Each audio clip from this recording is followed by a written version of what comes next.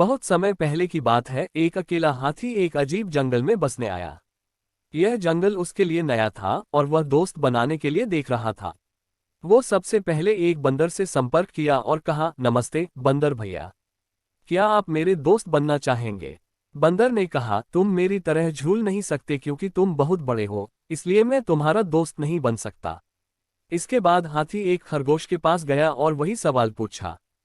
खरगोश ने कहा, तुम मेरे बिल में फिट होने के लिए बहुत बड़े हो, इसलिए मैं तुम्हारा दोस्त नहीं बन सकता। फिर हाथी तालाब में रहने वाले मेढक के पास गया और वही सवाल पूछा। मेढक ने उसे जवाब दिया, तुम मेरे जितना ऊंची कूदने के लिए बहुत भारी हो, इसलिए मैं तुम्हारा दोस्त नहीं बन सकता। अब हाथी वास्तव में उदास था क्योंकि वह बहुत कोशिशों के बावजूद दोस्त नहीं बना सका। फिर एक दिन सभी जानवरों को जंगल में इधर उधर दौड़ रहे थे। ये देखकर हाथी ने दौड़ रहे एक भालू से पूछा कि इस उपद्रव के पीछे का कारण क्या है।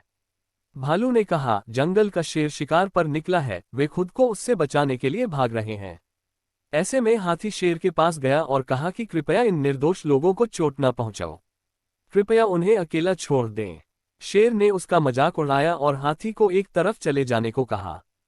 तभी हाथी को गुस्सा आ गया और उसने शेर को उसकी सारी ताकत लगाकर धक्का दे दिया, जिससे वह घायल हो गया और वहां से भाग खड़ा हुआ।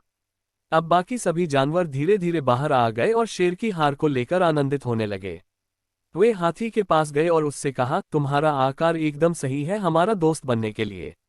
सीख, इस कहानी से हमें ये सीख मिलती है कि एक व्यक्ति का आकार